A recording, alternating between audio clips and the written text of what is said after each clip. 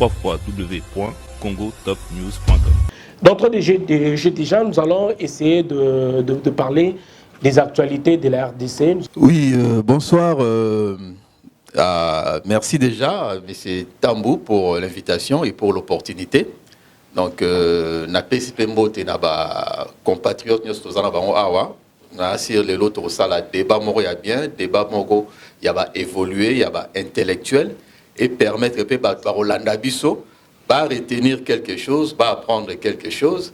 Donc, Nanazali Pascal Kamani, résident à Paris, Naza, analyste politique, puisque je suis vraiment la vie politique, surtout Yambo Kananga, depuis très jeune.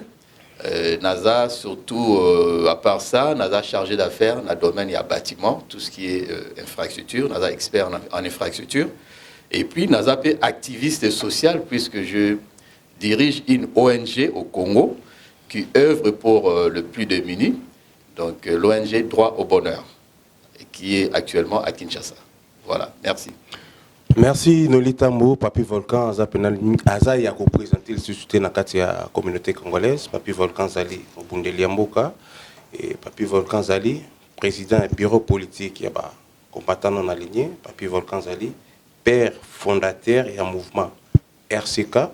Donc voilà en quelque sorte, Bato Baïbi Papi Volcan, Baïbi pour na Adam Bundeli Mboka, et Nabo s'est présenté bon.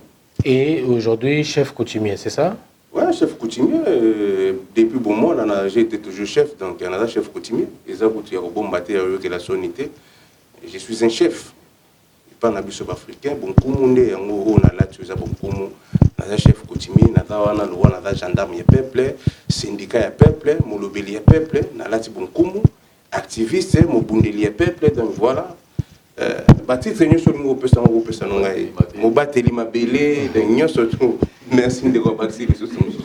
Merci beaucoup de Koneli Noli Tambo le sage pour inviter Ngaï na plateau na yo. Et puis merci d'abord na comment na kelelo la fin de l'année biso ba congolais to vandi poto so makambo mboka, c'est très important. Et surtout bon na mon qualité à bandeko tozo to kabla na bango ta oyo. Mais sinon, d'abord, bah, Ibingaï, nous avons combattant oyo abandi litinaye trop jeune. Muto yo azana basikatis na zoto pona bayoneta zona Kinshasa parce que ngande nous avons un journal na Azap pona mango na permanence pour interpréter série wana. La permanence, il y a UDPS. Faut préciser. Voilà. Na Kibasa. Voilà. Bon, série wana internet ezala quitté. Il fallait prendre les risques, il y a beaucoup de cadre. Voilà.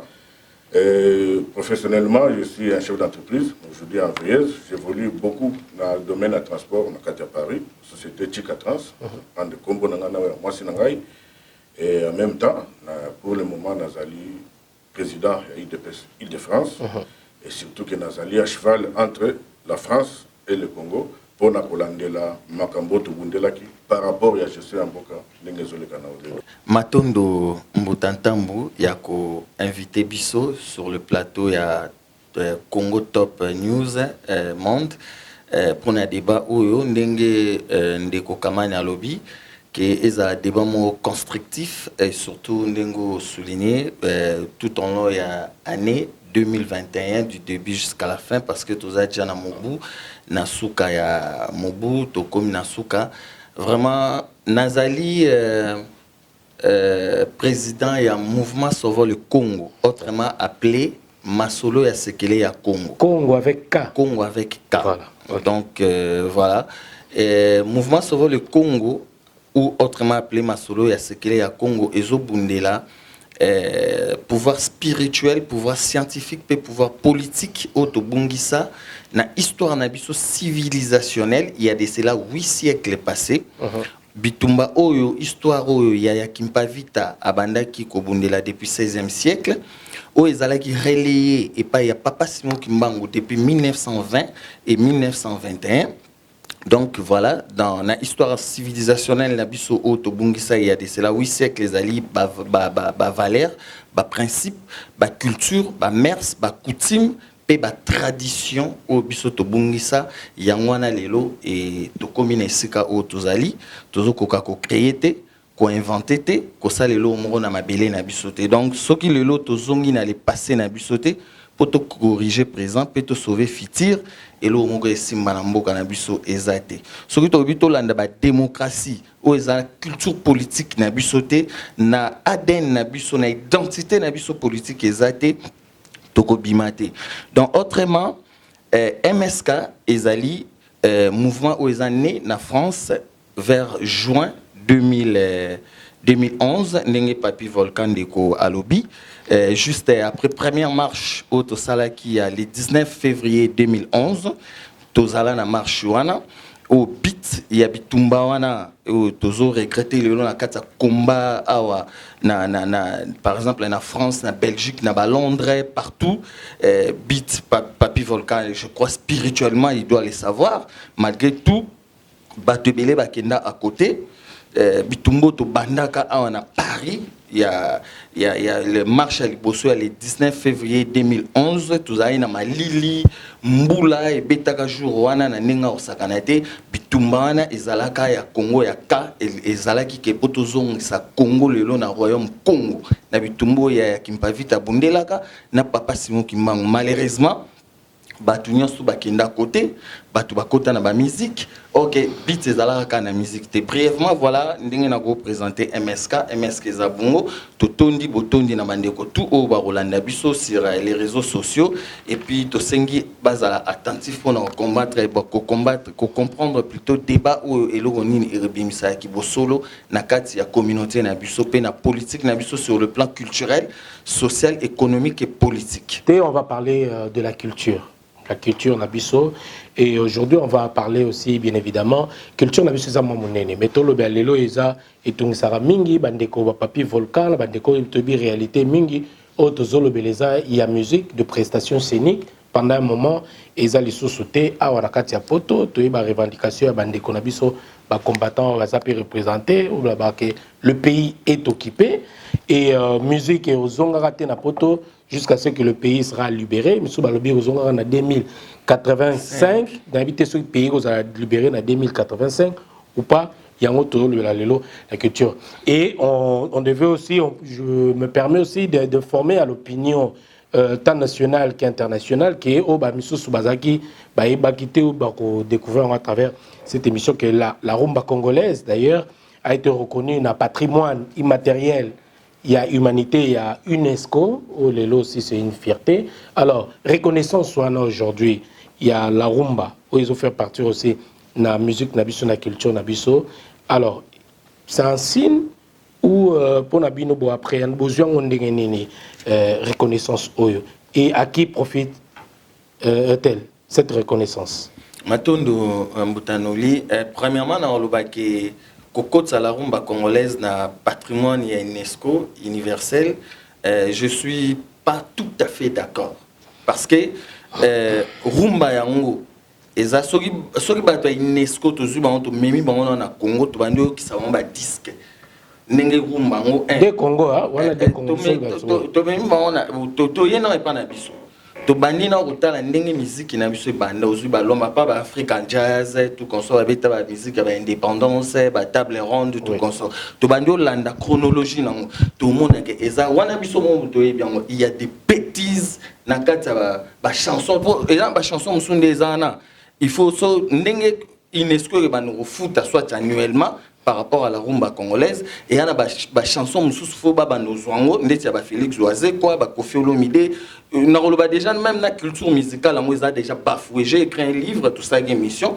dans la Kisakango ils ont déjà bafoué. Donc n'engezana bango moronan mais quand musique yango et le bel arabiso indépendance oui, indépendance à travers la musique balobi mbutanoli balobi la musique adoucit les mœurs est-ce que musique na biso continue na patrimoine na UNESCO et adoucit ça ba mœurs na biso la musique a par définition aussi la musique et l'art de combiner les sons d'une manière agréable à l'oreille il y a pas de souci maintenant culture on parler sur culture culture ezali eloko mo ya molimo au comprendre donc na molimo na biso culture musicale wana sur 100%, tu as 50 c'est à ma B, 50 c'est à ma Donc, équilibre est donc dans tel sens, tu as Félix Oazé, quoi, les canaux plateau, Yamba Epé ou Yamba Kofi, les deux personnalités là où va représenter Rumba Nabiso Lelo par exemple Makasi. Mais que nous retard la carte de la chanson, on va voir Moussa Finga Moutou et Tengama. Voilà un exemple. Tu parlais sur la reconnaissance. Et ça, on va reconnaître le Mogozo Saloui. Annuellement, par exemple, sa reconnaissance et il y a une carte à rumba congolaise pour les artistes distribués par Nabango. Mais quels sont les artistes qui vont bénéficier? N'a pas cet exemple un artiste le roi Reddy Amis prend toutes ces chansons éducatives et adoucir la messe. Babi, la musique éduque la masse. Est-ce que la musique n'a pas pendant combien d'été éduqué masse? Merci beaucoup. Donc voilà, Olobaki awa olobaka défendre lo mo na landaka o bien olobelaka sur notre culture. Olobaki bayiba biso, olobata Jean bayiba biso bomwana, bayiba biso notre culture Congo. Alors lelo le fait nabi musique yango teza culture na biso. Mais moi ndambo wana, même ata 1% wana ya culture na biso eza reconnu. Est-ce que ça est singoté? Non, bon, à la place, j'aurais aimé à ce que la musique traditionnelle au Yabiso est à la reconnue. Voilà. Le patrimoine, il y a UNESCO immatériel, il y a UNESCO. Même musique traditionnelle, mais ça représenté Penzate. Mais d'abord, il faut na Congo. La musique, par exemple, ma musique folklorique, par exemple. Tout le monde a reconnu. Récapituler musique qui n'a pas parce qu'il n'a pas sens épelé. Pour il fallait reconnaître la musique congolaise dans l'entièreté, dans l'union solide, que Kaka et la rumba. Bon, rumba, on a déjà, et où tu n'as pas musique traditionnelle. Rumba euti na bankumba et na ba musique ya ba noir ba esclave noir et tu na ba Cuba kuna ti en tout cas merci beaucoup. Papa wemba zo kende na Japon ko beta et loko nini ya liboso telemisa rumba eza lokolete lokole euti wapi la musique traditionnelle. Donc bref, l'élo musique na biso, il faut tout ça récapitulation. Il y a musique on a même quand papa wemba o atike biso. Au monde na papa wemba, aussi na ba musique na ba kofi, aussi ba ferré, ba fali, ba hérité. Talara ba musique na bango bankunga na bango na kati au monde les autres tuer ba mers ba finga na ba. Ça wana eza kaka mais so la musique il y a Jean Goubal Oroyo comme un morphine à donc c'est-à-dire musique voilà musique Jean Goubal soto zu balongembo to na boy pété soto zu ndeti ba esclave ya papa wemba ndenge ba teka biso boy et c'est des belles chansons voilà ba chanson quand on c'était en tout cas disons ça mais pour moi c'est micro et pas indéco Salem Service vous avez la parole alors Salem Service aux alliés parmi bateau bazaki ba mécène il y a musique aux moto soutenant artistes oza moto pe bayemba oza moto pe o ba finansaka ba belé musique yo lelo malgré lelo toza na makamba mboka to bundela mboka et ko musique na biso pe za pe na katika ka mboka na biso et nini ko lo balelo cette reconnaissance na UNESCO na patrimoine immatériel pour ba reconnaître rumba congolaise bon et ko changer nini na donc ya on moni noli que tant plus de bateaux sur la mboka, tous le capitaine de changement. Tant que souban de baoka monga, ngana ko yate, pour la fin d'année ça va commenter wana. Au mini UNESCO wana, bakoki ko bimisata Congo, la victime tout ça na moya ba mort, ba déclarer dans bisota. Hein? Musala bako sala ngo wana, combien de Congolais bazo kufa? On est le même musala oni comme ça. Franchement. Pour passer le rappel pour na Congo ti bazo monati na l'est bazali babi il faut mais peu que rien non tout ça le moment on a été c'est là que bazo comprendre était toujours donc mboka zana na bitumba bato bazo négliger pourquoi tout ça on attend ko binati ya oyo ekobima na miso bato to ko fanda ta place mo to na biso musique ça problème était. Mais gloire au biso to lukati na ba télévision ba mindele o rumba congolais entre ba Congo ba congolais bazo kufa na place to parler ba rumba to parler mama kamba rumba wana ba parla kana na ba radio wana to yoka na ba radio wana to yoka ba UNESCO wana toyokaka bango nanu bagangaka ndenge bakongole bazokufa ntango tozoloba tosilisa nanu makambo ya mboka totala nanu. Donc pour nous, c'était pas le moment de reconnaître rumba congolaise, la patrimoine immatériel. Tous la guerre, pays dans la guerre, bato bele ba comprendre ngote. Pays dans la guerre ndekolanga noli. Bato na bazokufa baza yo. Soki ezaki na place na yo, mwana na yo. Oyo koganga UNESCO rumba. Hein? C'est des familles o ba okufa. Ba koteli tata na mama. Hein? Donc basekani na maman na maman devant moi na. Mais non. Et le on a fait si là, faut telemela. Ngala ko na plateau te pona kumisa la makambo ya UNESCO. Non. Bande ko na biso ba na pouvoir le lo ba olobati. Bazolobati. Bazolobati, to dénoncer na bango, to dénoncer na bango. C'est pour cela que son dans un micro, il faut na loba toujours na bato IDPS. Tout ça là qui n'a pas monsieur, on était ensemble, on a crié ensemble avec vous, on a critiqué Kabila avec vous. Il ne faut pas s'attaquer à une seule personne. Non, mais Bangotou, voilà.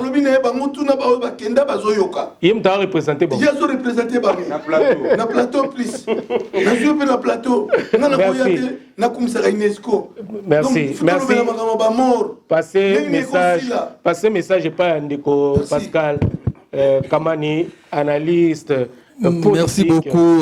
Voilà. C'est vrai que ma musique est un peu compliqué, surtout au niveau de la diaspora. Mais tant qu'on va reconnaître le patrimoine immatériel, je pense que le côté matériel. Parce qu'il faut matérialiser yango.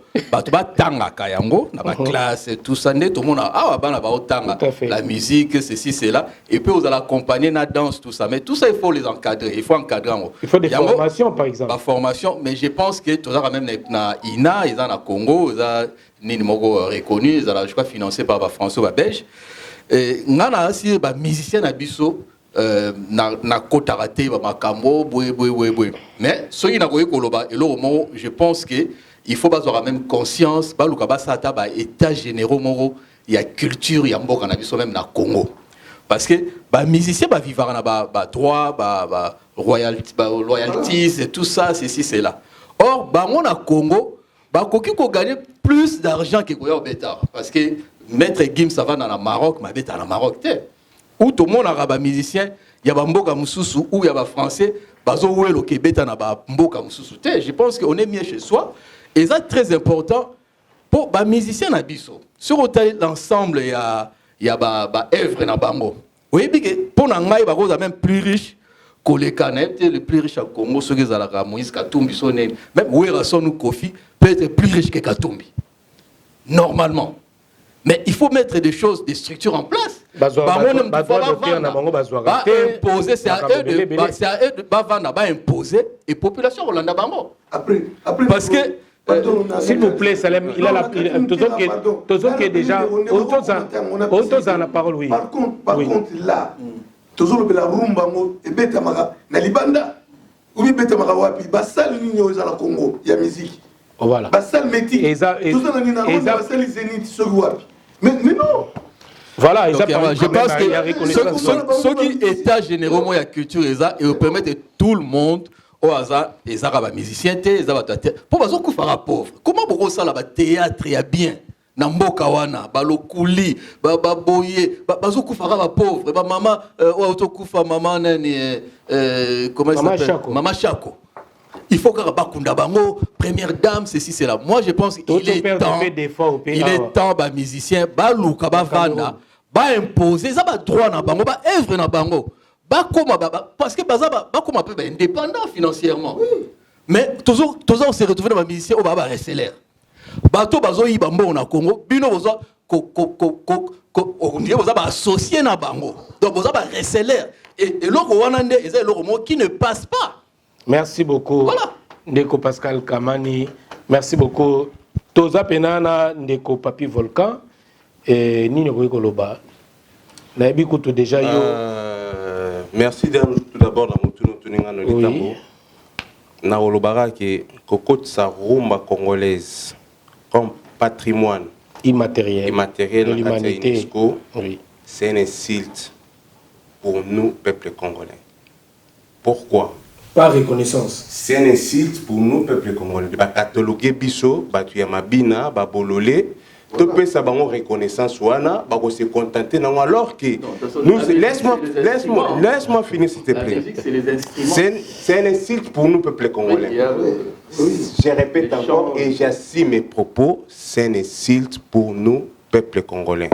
Ba cataloguer biso, ba tuyamabina, ba bololé, tout est bisa bango que to koti sur rumba congolaise. Comme patrimoine immatériel na UNESCO, ba se contenter non alors que ceux qui bango batona UNESCO basala qui démarche il y a qu'à faire reconnaître le génocide au Kati Congo. Ça pouvait être bénéfique pour nous et ça pouvait aussi choquer le monde parce que bateau bakoufi na Congo bakoufi belé collé quand même l'Holocauste juif.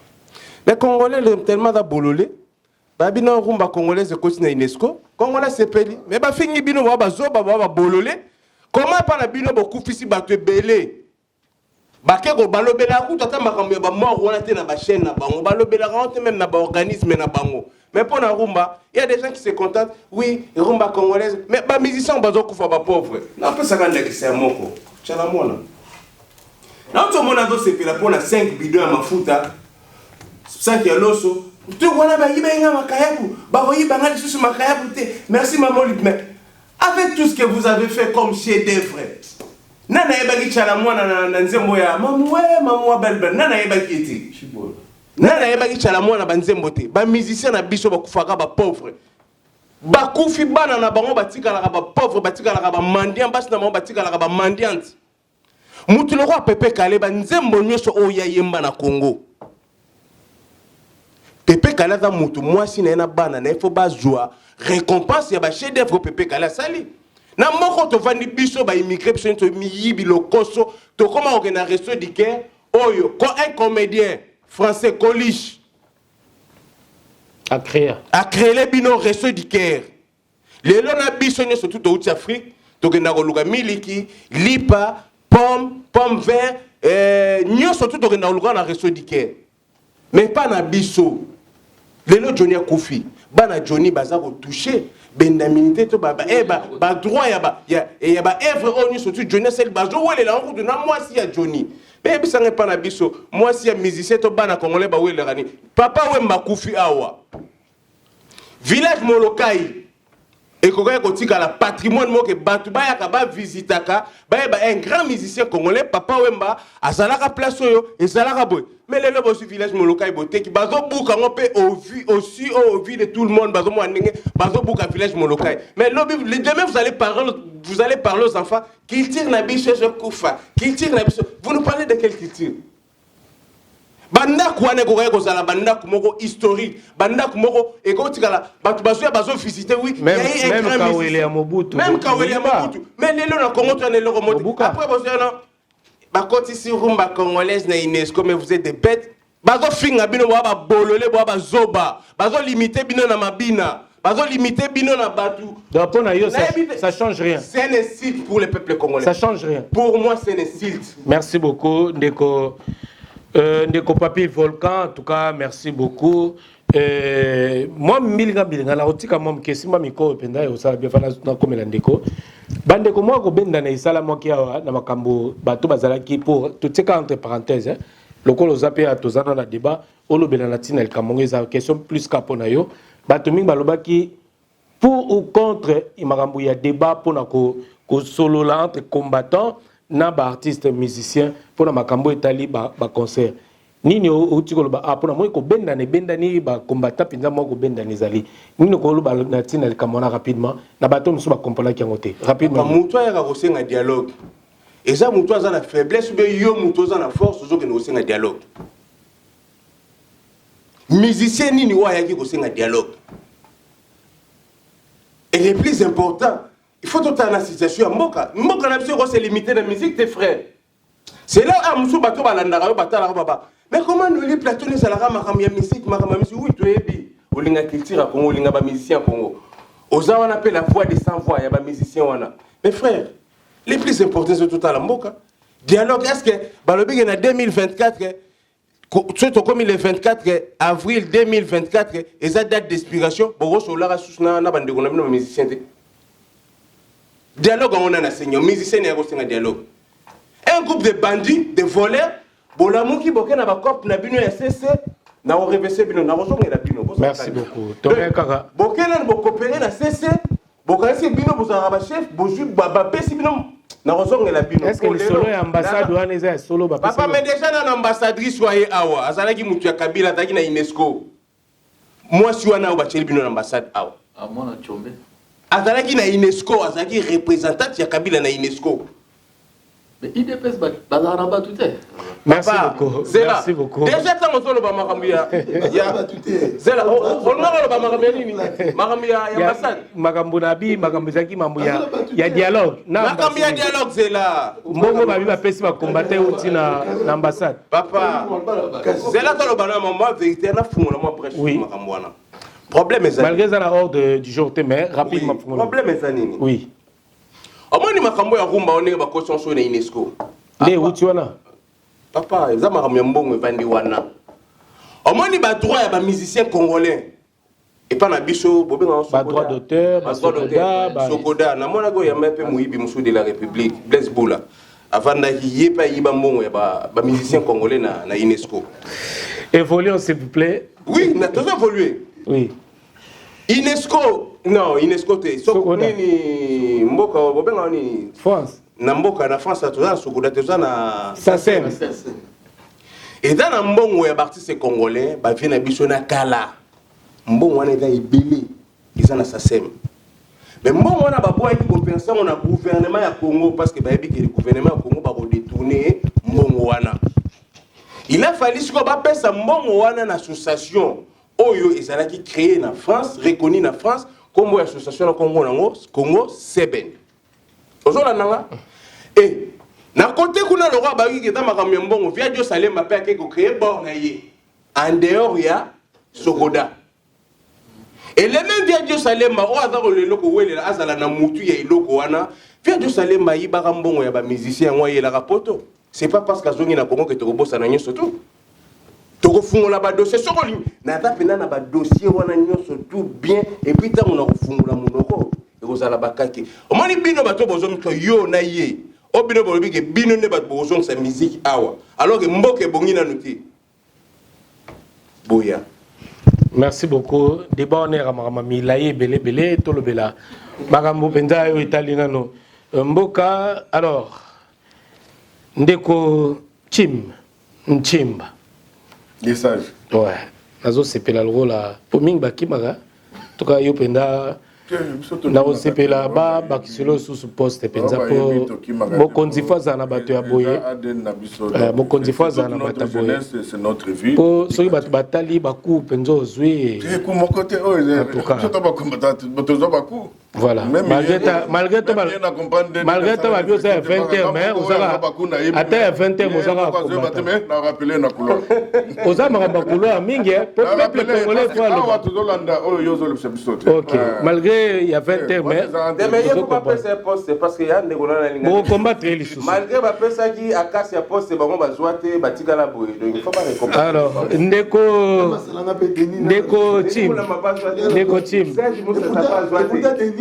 ozozela ndeko de masa no deni azwa po yo kende kisasa ozala gabo ndeko chim s'il vous plaît ndeko chim alors s'il vous plaît donc comme il a plus de 3 heures to chuter s'il vous plaît alors ndeko s'il vous plaît alors Ndeko Salem, vous avez dernière question. Une minute nécessaire. Moi, nous avons aussi en tout cas, rapidement, Ndeko, la rumba congolaise est reconnue dans le patrimoine immatériel. Alors, nous n'avons changer. Bon, merci beaucoup d'abord Ndeko na question Tony. Franchement, Oyebi Tango Zali n'est pas nabino, hein?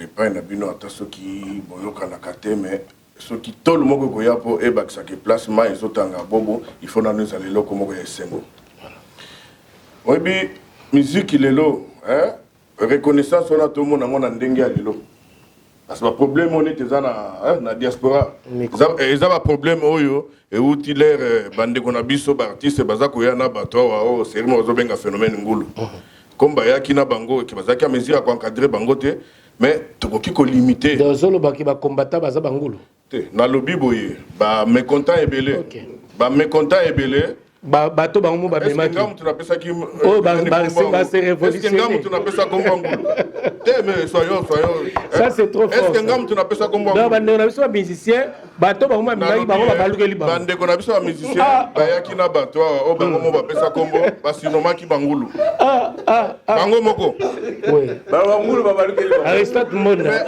comme ezanga te na ko encadrer bango te voilà ba retomber ba répétition parce que ba comme on dirait ba passe na bango ezana mutu ya bato wana alors il faut pas luka ba arranger na bato wana d'une manière en tout cas ça c'est non ngai donc wa bandeko ba misa ba oya suna bango te phénomène na pe au bayebi ngana na poto na 1995 bon tala ni bangulu bon voilà moi je pense que d'abord tous ces gamins en tout cas na longo dino lunette je vais m'incliner parce que na yokaki information to tu peux perdre un de nos artistes le général de Fao qui était un monsieur humble, un musicien hors du commun. Et pour moi, Zaki est chef d'entreprise. C'est là où on a besoin de évoluer avec Batoamité. En tout cas, paix à son âme et puis mes condoléances les plus attristées à sa famille. Anto Bajak, ceux qui ont la lumière, ceux qui étaient dans le adresse, parce que je sais que la plupart des gens ne connaissent pas à l'époque. Oyebi lelo culture ya mboka ne fils que ministère moka culture oya mboka na biso et ko développer mboka na biso ne fils que na ministère moko sauf que ba œuvre na biso art na biso ezaki encadré te na tout ko na ndeko lobby par rapport à ba retard ba ya ba boye na boye alors lelo le fait que ba reconnaître ba mérite wana pour mérite wana et bandi kala c'est une façon ya kotala que Oyo, il faut accompagner Bango, mais il fallait quand même des marches là. Parce que quand la paix évolution, voilà maintenant qu'il y a un gouvernement au Bango va se sentir responsable. Et il y a pour qui peut permettre Bango d'encadrer mérite wana. Voilà pourquoi les lots bataillent parce qu'il y a des démarches où Salami dans le gouvernement. L'implication aussi personnelle. Parce que Azana est négationniste. Problème de salaire, il n'y a pas de souci, mais les informations dans les PSA. Il y a ceux qui ministrent que j'ai fait révolutionnaire. À Tambolaté, de mérite on a été. Voilà. Alors le mérite est Nino qui a changé. Lélo na toza na salle de spectacle zaté. Alors Lélo ba droit d'auteur, il y a des artistes ba toucha en côté, des quand tu évoquer le mot très important. Boza Léo na pouvoir. Est-ce que artiste bato muto akoki au lieu de développer philosophie à main tendue ko senga oyo est-ce que lelo moto soka kufi au lieu makingandi ou bien grand prêtre tel akundanga est-ce que moto akoki ko subvenir te na œuvre na ye na makambo ya salaki tout le monde même mutalom ça des comptes final na ye c'était aux abonnés est-ce que la reconnaissance oyo bino vous en a pouvoir vous représenter pouvoir Nino qu'est-ce que ça va changer quoi en fait? Spectacle, merci beaucoup, Noli. Voilà pourquoi souci Nabiso notre seulement avec le ministère de la Culture. Souci Nabiso, la Kisaki, parce que quand les chefs de l'État ont du pouvoir, tant qu'on a Kobima, Kofongola Mboka, qu'on a concert à la nation, le peuple congolais a monté. Oh, ça fait partie, il y a retombé. Il y a des déplacements, il y a le président, y compris son gouvernement. Et puis, retomber en attendant de reconnaître Bino, c'est parce que comprendre que na Katia va congolais, d'une façon immatérielle, il y a potentialité mokoza na Katiwana et qu'il faut qu'on doit exploiter potentialité wana au lieu ezala ko divaguer et bunga kaka boy. Alors reconnaissance wana et kozala accompagnement pour la reconnaissance wana ezala maintenant matérialiser ndenge de konabiso à haute koloba. Ce qui veut dire que ce qui dit encadrement dit suivi. Donc, Lélo, c'est une opportunité pour la culture Nabiso, pour les artistes Nabiso, basala encadrer, basala protéger par rapport à l'œuvre Nabango. Dès que vous avez la salle, tout ça, va bloquer. Et comme on a voyagé petit à petit. Malgré Mais tout ça, suivi, ça va passer. Non, non, et ça là qui passe, parce que les gens, je comprends que Batouazan a des séquelles, ça fait plus de 61 ans. Les lots, 61 ans au Congo, ils sont guissima. Ça veut dire que c'est toute une génération. Les gens ont perdu espoir. Les Congolais sont en train de perdre espoir. Mais Bande Gonanga va Congolais. Merci beaucoup. Vous sentir qu'il y a une intelligence qui se dégage. Et puis Isaka Kawate à travers le Congo. Donc voilà pourquoi je demande aux Congolais Bandeko. Parce que les lots, Bandeko Nabiso, les musiciens, ce sont des frères.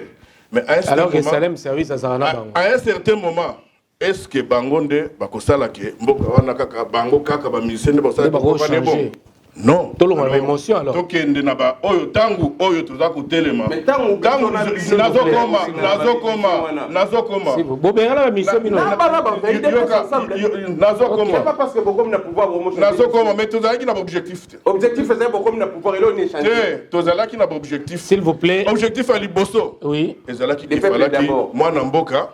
Peu importe à comment on a pouvoir. Mais les lots, moi la mboka comme la pouvoir. Et ça va problème. Moi la mboka la pouvoir. Yo vérité.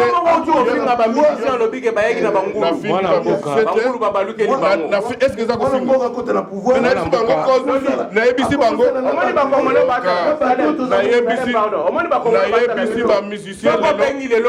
Merci beaucoup. La communauté congolaise c'est une insulte. Mais oui. Merci beaucoup. Kaka Mbouya. Micro na Kaka Mbouya. S'il vous plaît. Décochim, ça micro pas Kaka Mbouya. S'il vous plaît. Mingi bayaki na nzela ba musicien, babaluke la bango. Ndeko Chim, pesa micro. Pesa micro.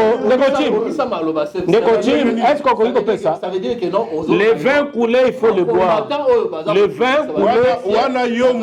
Wana yo mutu. Ndeko Chim, asa kwa chimé makapo à la vie. Est-ce que Ndeko Chim, Natuna, est-ce que Yoza qui moi j'ai une question. Est-ce que mais voilà. Merci. Est-ce que ça l'a Ndeko Chim, pesa micro pas pour la vérité parce que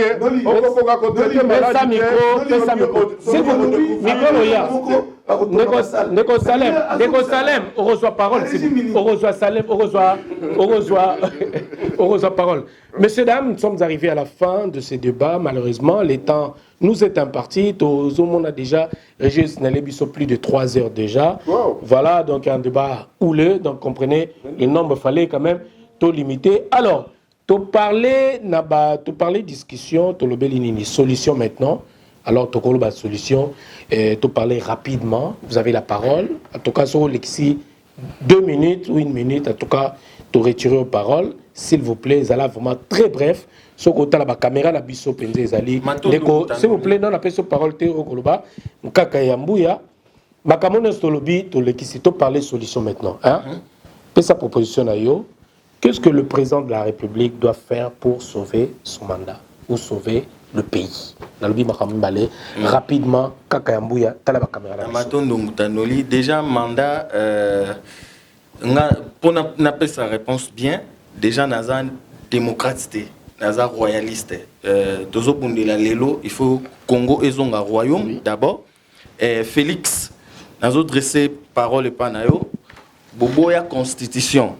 Oyo mboka kobana papier Tshisekedi oyo projet à mémorandum constitutionnel oyo ezana bureau na yo tala yango pour un changement de constitution na kati ya conférence constitutionnelle ya Kongalushwa. Donc ça veut dire Kongonga la luba ensemble tovanda o ba koko na biso batikela biso palabre so to na ba problème na sans été tovanda ka ezali na accusé de réception. Donc toza ba accusé de réception yango o tozwa na réponse.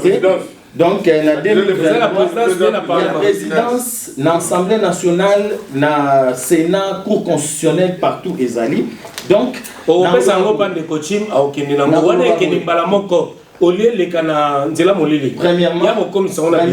il faut Félix Tshisekedi Alonga démocrate, Azonga royaliste, Azonga léopard.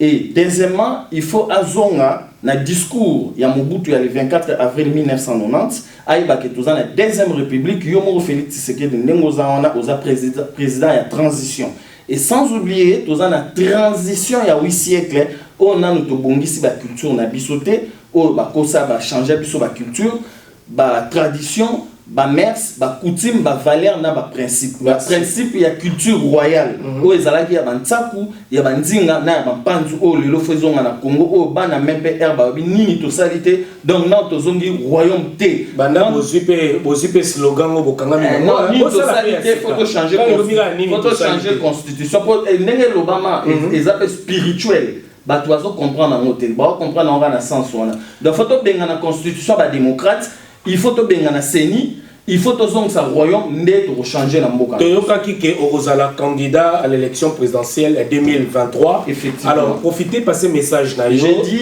Moi président de la République nini yo Orozala pour changer le Congo. D'abord il faut changer le système politique ya mboka na biso sur le plan culturel, sur le plan social et économique. Je suis bref sur ça parce qu'il y a beaucoup de choses à parler d'ici. Tout ça, la mission pour nous présenter Babilo qu'on a tout consort. Donc voilà. Au bout de dévoiler déjà plan d'action. Non. Moutanoli. Non, on peut exemple. Non, on peut exemple. Toza aliéné il y a de cela 8 siècles passés. C'est réorganisation scientifique.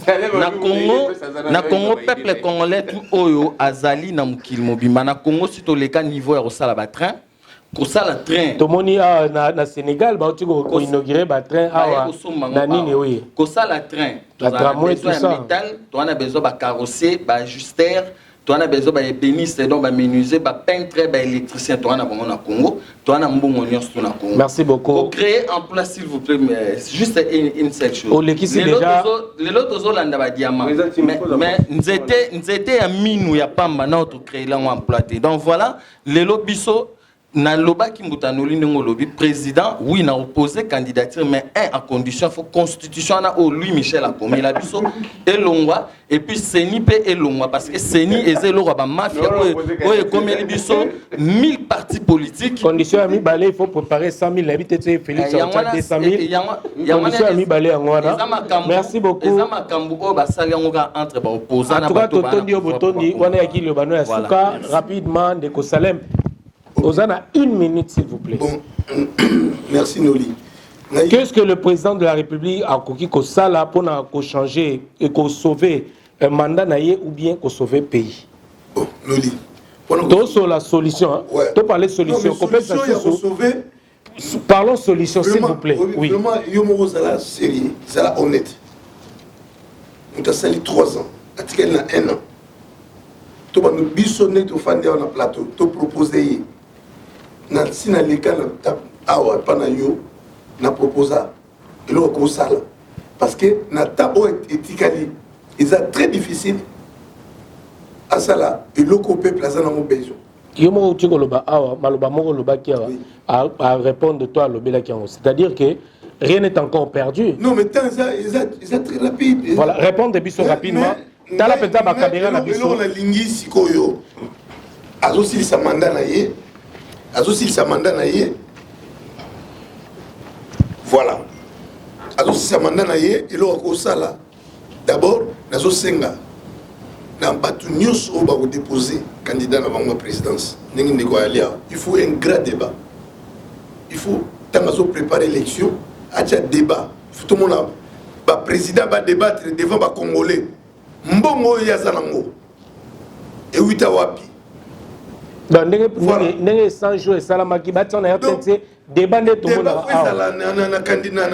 na ba candidat présidentiel il faut débat faut to bundelo ko na débat faut ezala ndeko chi mozo comme président ozala mbongo faut ala kisa mbongo asui wapi pas et comme il passe ba congolais à chaque élection ba congolais peuple congolais azwa le komoti donc si il faut président aya na projet na mesa tous les présidents bazala candidat il faut que commissaire Congo le poto parce que comment mboka na biso to kanisa ki bato ba benema ki ba ta droit ba koti na mboka rien ba ti le komoti le ko mandala ba mo sili ba limba kinde ba ti la biso ata eloko wana ba ti la biso le ko parce que ngana zene le ko senga ba monter c'est trop tard. Félix a joué soit qui na campagne aya na bilan na ye na plateau na débat il faut ba président et ezala o Katumbi ezala Martin Fayulu ezala Tshisekedi bango tout il faut to yoka bango peuple congolais faut yoka bango na plateau faut ba na débat dans un débat oui na débat en tout cas ngai na chaque fois na banoleka na plateau voilà chaque fois na banoleka na plateau merci beaucoup. Pesa micro na Ndeko Pascal Kamani. Merci beaucoup. Merci. Monsieur Salem Service. Merci. Qu'est-ce que le président Félix Fassala a pour normalement son mandat parce que pardon. Normalement a démissionné puisque pour la faute de gestion prévarication des institutions, donc institutions et faillir na ba devoir na bango. Donc kutani ni na ba institution nyoso et au produit ga ba détournement, ba abus d'autorité, donc sali manquement grave na ba charge na bango, na ba devoir na bango. On va bien la concussion. Donc yangwana il fallait na senga normal à démissionner mais ceux qui a démissionné d'après constitution le ga bâtir zalawana comme vraiment na koyu ko on préféré au moins Félix Azalana tina l'élection mais à se représenter puisque Aza il n'est pas vraiment la personne qu'il faut pour na Mbokawana. Il nous faut une diplomatie agressive. Mais Aza na diplomatie moro subi puisque ba Rwanda, ba Ouganda, ba Congo Matela biso et puis Aza toujours entouré la classe politique wana o biso to rejeté depuis longtemps puisque to commune à niveau Kalaming était au monde au démarchage électoral. Ba na ba quota na bango mendaye ba pesa 5 députés ngoika sanjaye boinawe et comme Yaza très à l'aise na bango classe politique otobenga des chiens des vagabonds politiques des crouettes tout ça donc Yaza se sentir à l'aise na bango or ba connaître rejet populaire la population mais ceux qui a s'entêté na asir na la population ngala lo bango bandakala il faut to que na révolution pour na ko déraciner système et dans des systèmes ezawana bazana organisation ba tchaka batunde en tête il y a organisation na ba valé na bango donc ba potiche il y a il faut qu'il y ait une révolution pour mettre fin pour déraciner les systèmes parce que peuple gars dans le pouvoir il y a ça là voilà des solutions voilà solution c'est là merci beaucoup monsieur Pascal Kamani mon mboka Papi Volcan nini oyo mokonzi mboka ko sala pour na sauver mboka toi sauver aussi mandat nae. Merci Nolita Mbona Moto Notingai. Na roloba ba idée ni surtout ba futela ka mbongo. Nga na voya na plateau te yaza na ba conseiller 100 000 combien 1083 conseillers o ya futa. Ba ngonde fo ba pesa ba idée o ya osala ndina sauver pouvoir ni.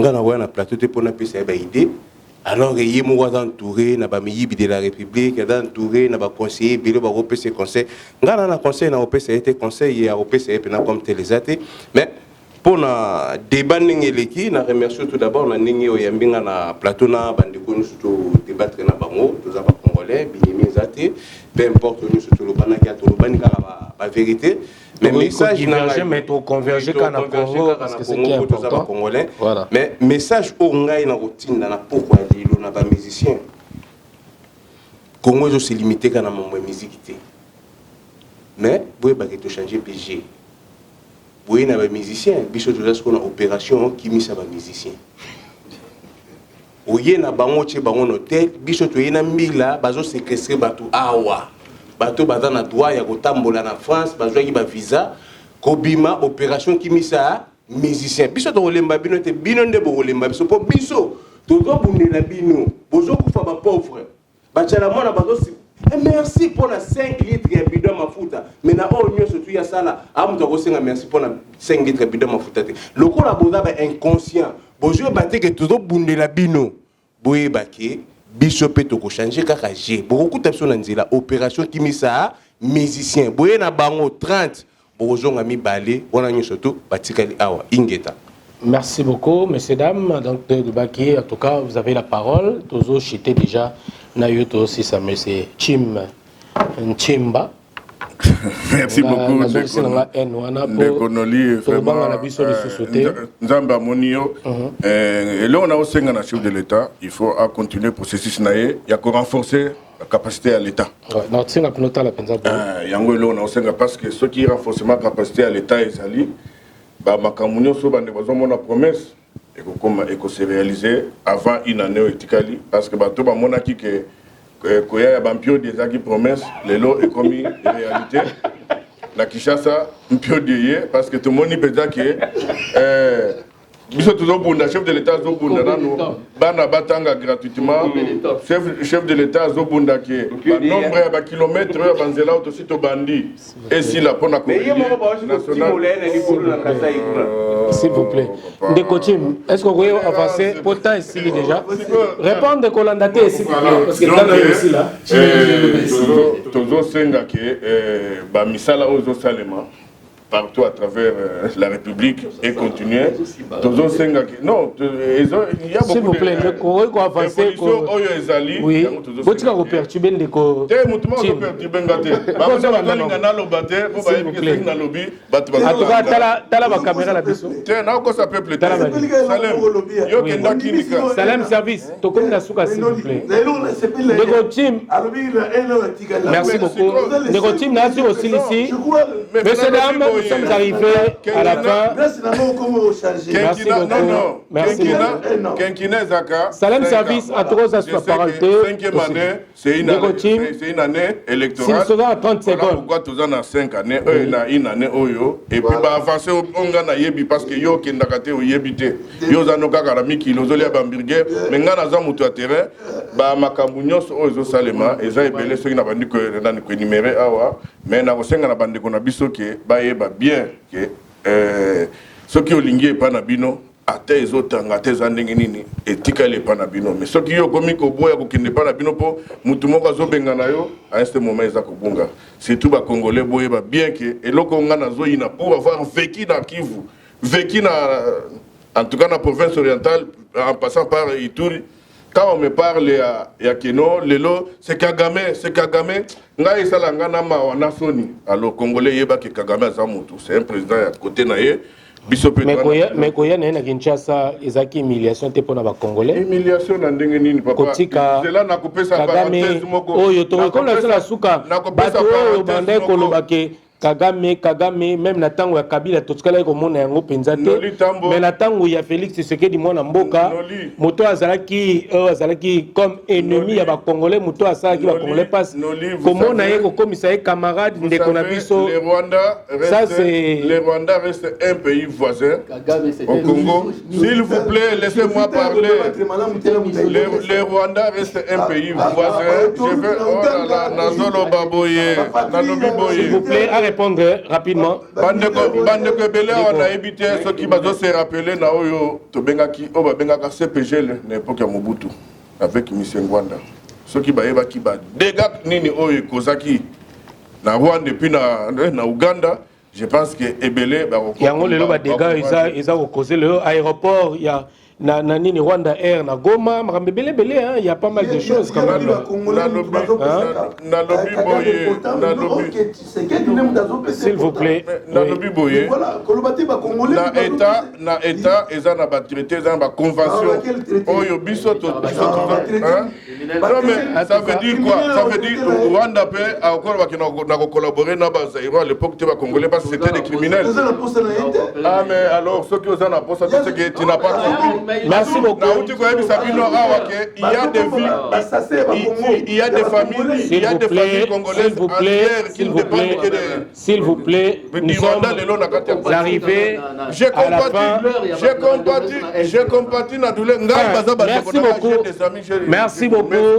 Merci beaucoup, messieurs, dames. C'est par ce mot que nous bouclons la boucle de ce débat news avec nos compatriotes. En tout cas, bonne année 2022 à toutes et à tous. En tout cas, bonne fête. En tout cas, merci que Mboka Nabiso et Kendeliboso, Mboka Nabiso ait échangé et évolué. Même Biso, ceux qui te reçoivent. Chance soit naté, il y a que sepela, na ba richesse Mboka Nabiso et sepela. Na Mboka Nabiso, mais même bana Nabiso to robota. Bakuta aussi que les parents planifier qui nzela, planifier qui chemin pour que bana nabiso bah profiter nango. Nous savons tous que les autres ça là peut-être bisoté to profiter nango, mais vous avez peut-être na ba génération ko ya de ba ko profiter na combat ou bien lutte au tozo mener lelo. En tout cas, merci Totondi Bino Botondi, Baobo Sepeli, na émission où en tout cas, tu as les commentaires na Bino et puis critique na Bino pour que dorénavant, prochainement, pourquoi pas, tu vas s'améliorer, tu vas avancer. En tout cas, merci na Bino Nyon Sotolingi 2022 Oyo Ezala Anemoko Yamalamu Yakitoko pour na biso nyonso ba Congolais passé et si là Namboka na biso to est diminué. Malembe tolingi pe kufa to makambo ya mabe congolais azwa place na ye ya respect azalaki nango congolais nyonso asepelana mboka na ye. Merci à la réalisation de Aristote Mbonda et puis Totondi Botondi Ndeko Chim.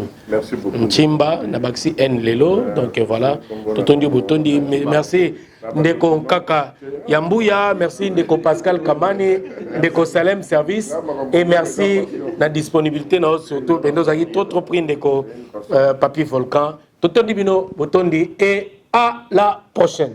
Merci beaucoup.